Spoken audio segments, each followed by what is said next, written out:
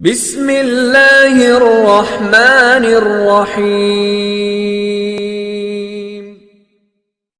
دوسروں کو حقوق سے زیادہ دینا احسان ہے۔ احسان کا پہلا درجہ یہ ہے کہ غصہ نہ کیا جائے۔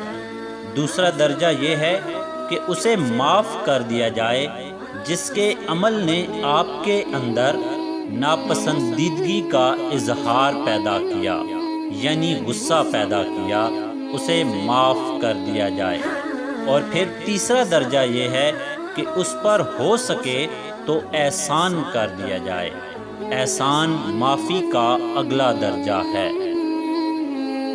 عزت نفس کے سوا محبت بھی ایک ایسا جذبہ ہے جس کے مجروح کر دیے جانے پر انسان اپنے آپ کو حقیر جاننے لگتا ہے۔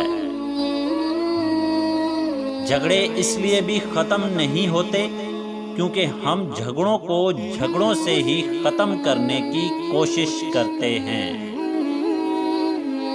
جہاں تعلقات میں احساس نہیں ہوتے وہاں صرف مطلب ہوتے ہیں۔ وہاں لوگوں کو محسوس تک نہیں ہوتا کہ کوئی ہماری زندگی سے کب، کیوں اور کیسے نکل گیا۔ دھوکہ اور دکھ اس وقت انتہائی شدید ہوتے ہیں جب وہ اس شخص کی جانب سے ملیں جس پہ ہم بہت گہرا مان رکھتے ہوں۔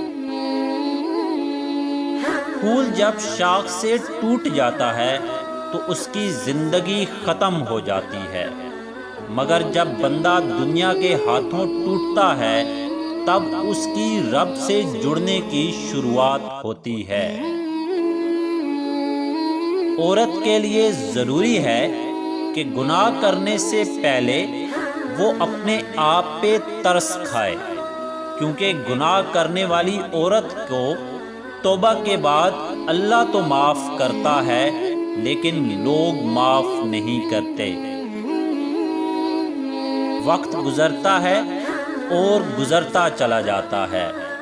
آج جو غم یا تکلیف ہے کل اس کی جگہ کوئی خوشی لے لے گی۔ غم کے بوجھ تلے خود کو نڈھال نہ کریں، ثابت قدم رہیں، اللہ آسانیاں پیدا کرے گا۔ عروج کی چہل پہل اور رونق کو اس وقت چھوڑنا بہتر ہے جب سب پوچھیں کہ جاگ کیوں رہے ہو، نہ کہ جب سب کہنے لگیں کہ یہ چلا کیوں نہیں جاتا۔